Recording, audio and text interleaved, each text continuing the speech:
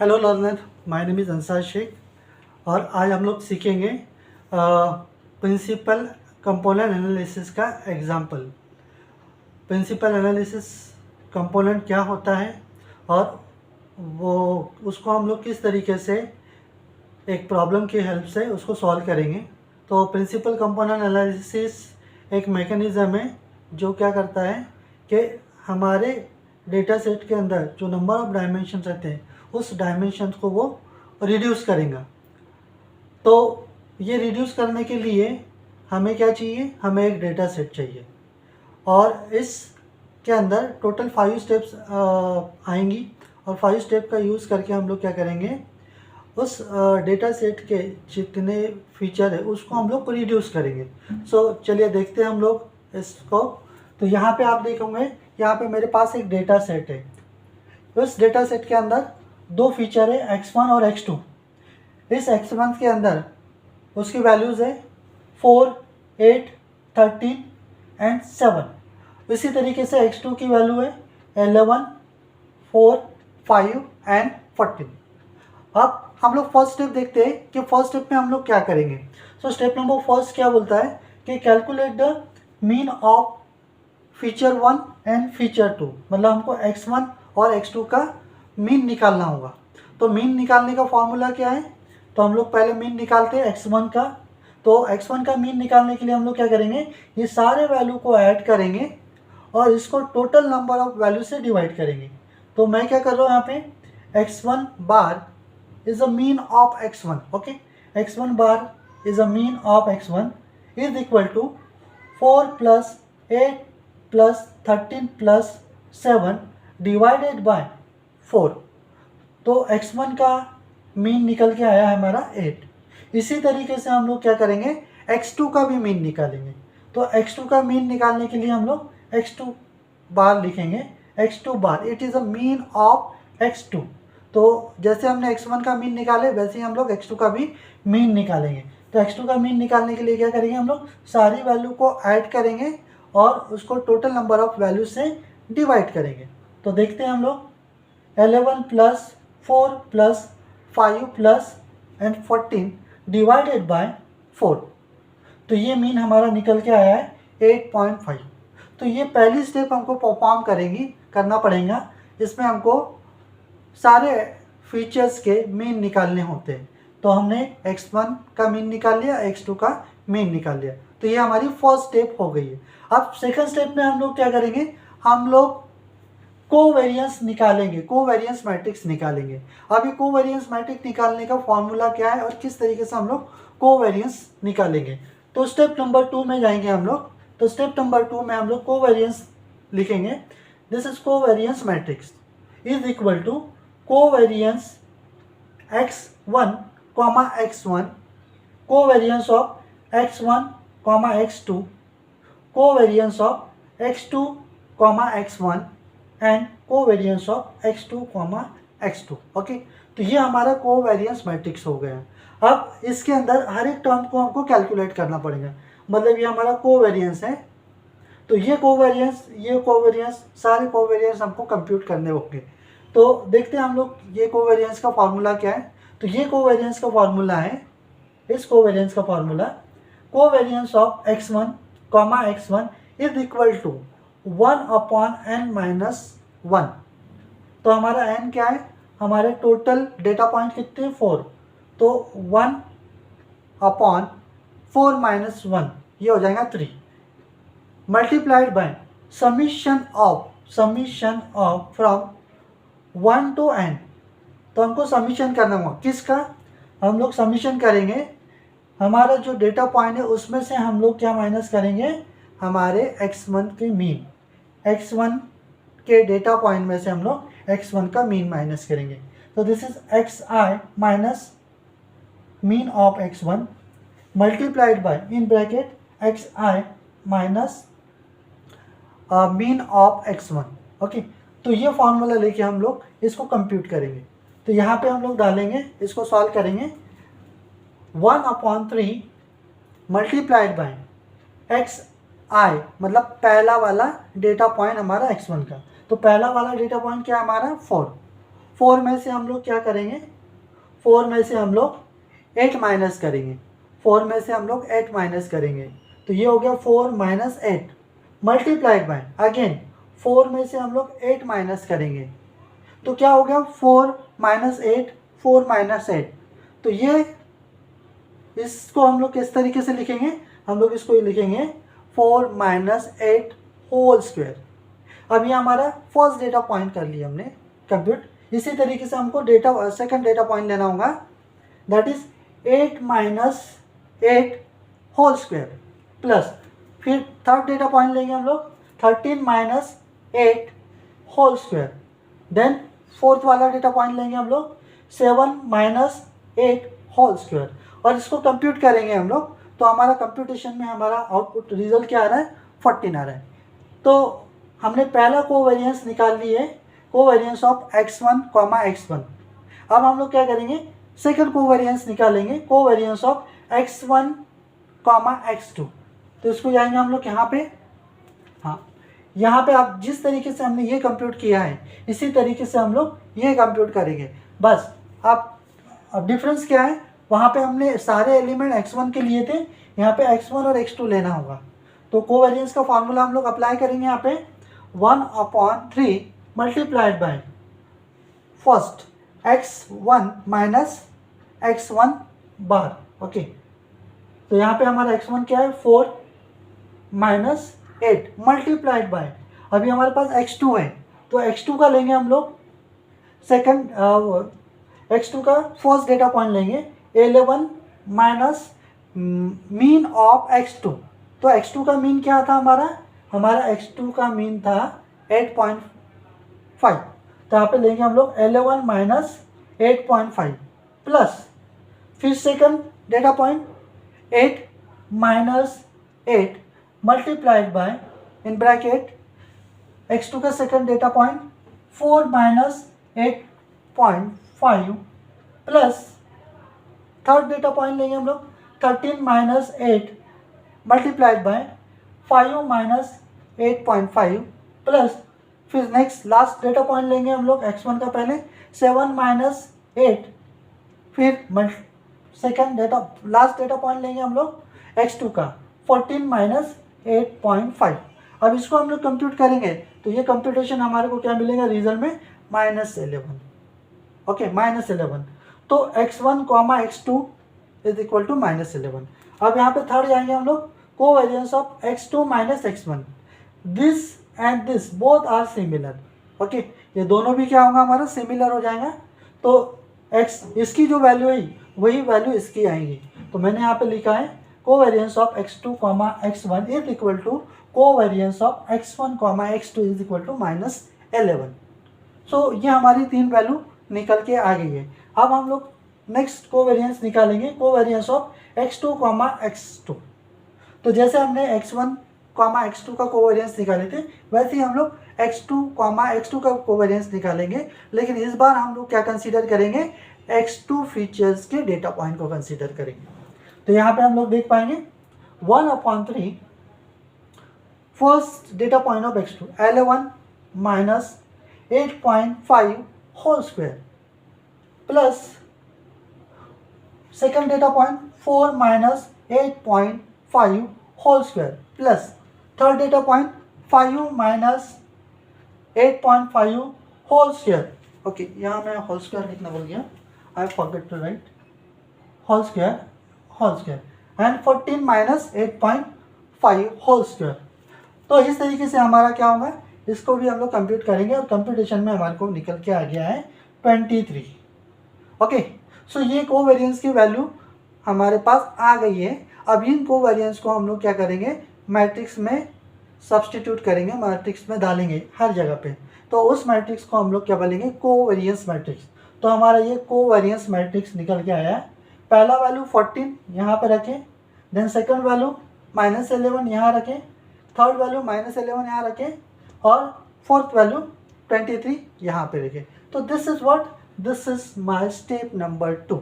Okay, first step में हमने mean निकाला, सेकंड स्टेप में हमने क्या निकाला, हमने कोवेरिएंस मैट्रिक्स को निकाला।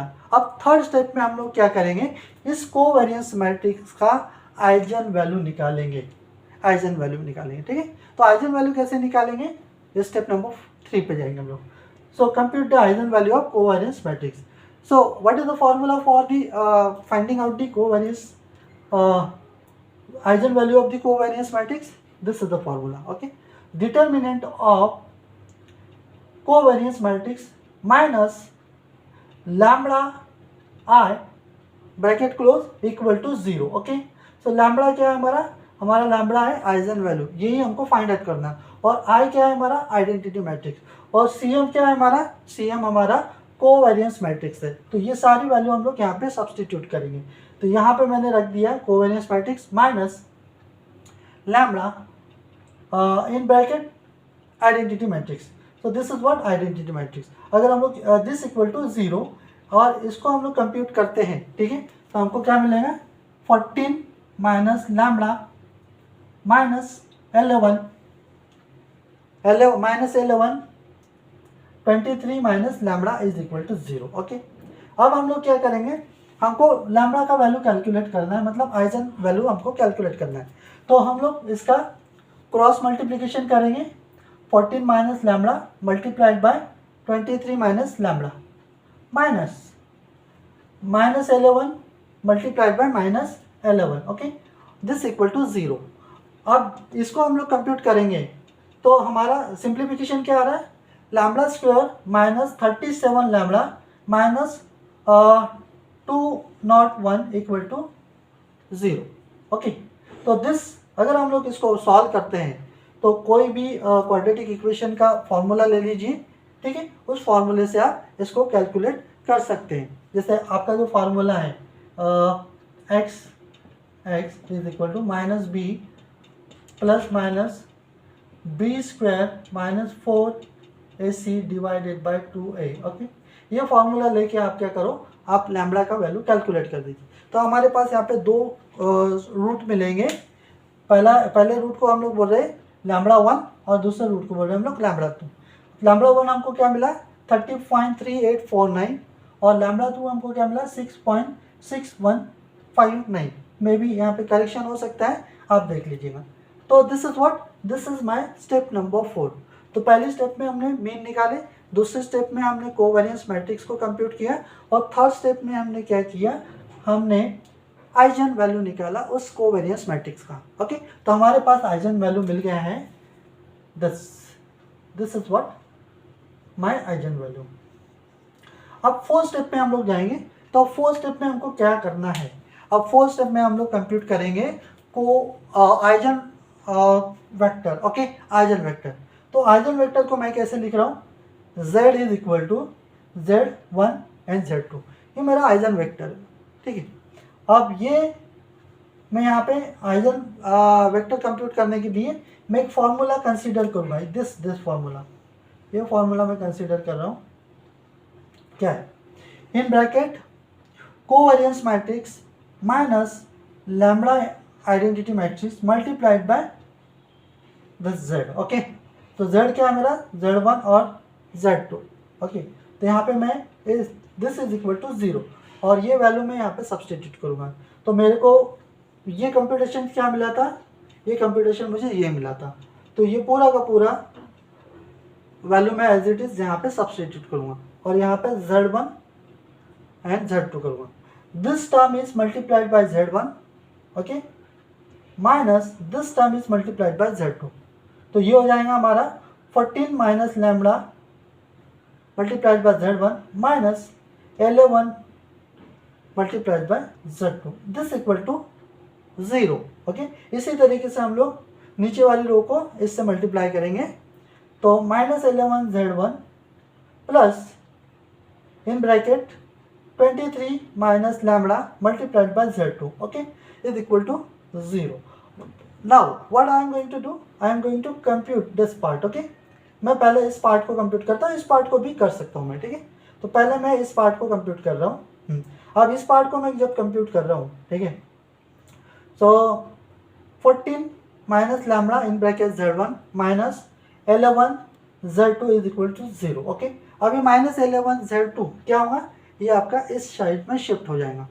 तो 14 minus lambda in bracket multiplied by Z1 is equal to L1 Z2। Okay, अब हम लोग क्या करेंगे, ये 14 माइनस लैम्बडा को इस टाइप में यहाँ पे शिफ्ट करेंगे डिवाइड में, और ये L1 को हम लोग इस टाइप यहाँ पे शिफ्ट करेंगे। ठीक है, गॉट इट, ये हो गया। तो अगर हम लोग इसको कंप्यूट करते हैं, इस चीज़ को कंप्यूट करते हैं, तो मेरा Z1 का वैल्यू क्या निकल के आएगा L1, और Z2 का वैल्यू क्या निकल के आएगा मेरा निकल के आएगा 14 माइनस लैम्बडा। ओके, सो मेरे Z1 और Z2 निकल गए।